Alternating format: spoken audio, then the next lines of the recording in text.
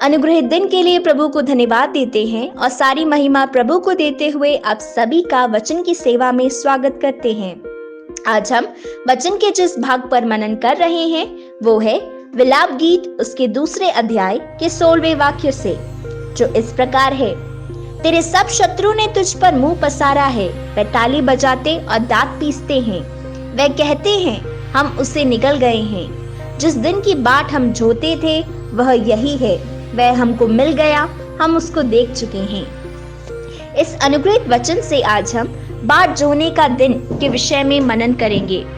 इस्राएल और यरूशलेम शत्रु द्वारा नष्ट किए जाने पर यिर्मयाह भविष्यवक्ता के विलाप को दर्शाने वाले 5 अध्यायों का संग्रह है ये विलाप गीत की पुस्तक। शत्रु द्वारा कठिन प्रयत्न करने पर भी वह कभी इस्राएल के ऊपर विजय नहीं हो पाए, लेकिन अभी उनकी बाट जोने का दिन आ गया है। जो वह चाहते थे वह सफल हुआ। 15वें और 16वें वाक्यों में शत्रु अपनी इच्छा के पूरे होने की खुशी मना रहा है।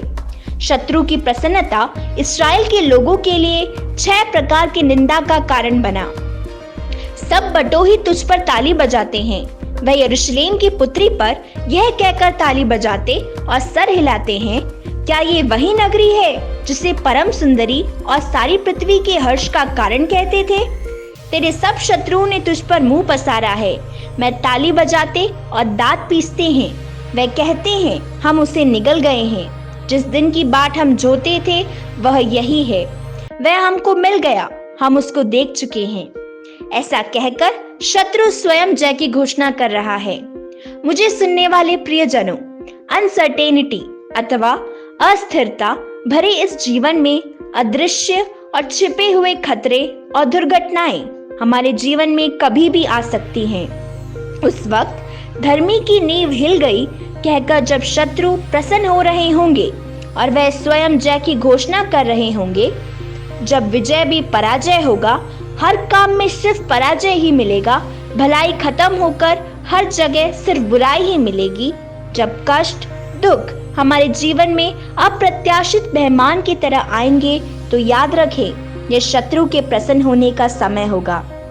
जब शत्रु स्वयं जय की घोषणा करता है, उस वक्त अपने शत्रु के सामने हार ना माने और स्थिर खड़े रहें। अंतिम और परम जय हमारी ही होगी। जय परमेश्वर देता है, इसलिए संगीतकार इस प्रकार गाता है।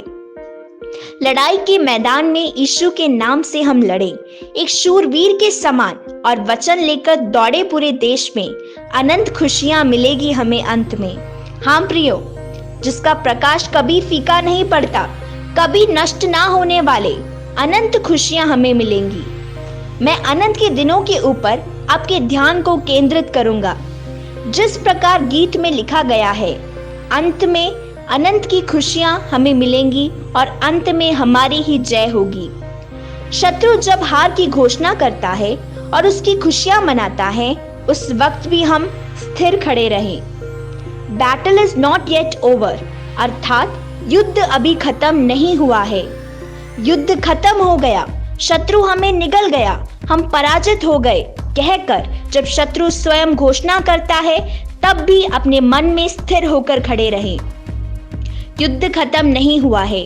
उसी गीत के आगे के भागों में इस प्रकार संगीतकार गाता है, कष्ट आने पर भी, क्लेशों को सहना पड़े तो भी, मैं तेरे मार्गों को ढूंढते हुए क्रूस के प्रेम को याद करता हूँ। इसलिए नहीं चाहिए मुझे इस संसार की भलाइयाँ। क्रूस के प्रेम को याद करना हमें इस संसार के दुखों, क्लेशों और निंदा को सहने की क्षमता देता है। गीत के आखिरी भागों में संगीतकार इस प्रकार गाता है, जय पाने में और जय वीर के आने में अधिक समय नहीं है। हमारे युद्ध खत्म नहीं हुआ है। चाहे शत्रु अपनी जय की घोषणा क्यों ना कर दे, जय देने के लिए जय वीर आने वाला है।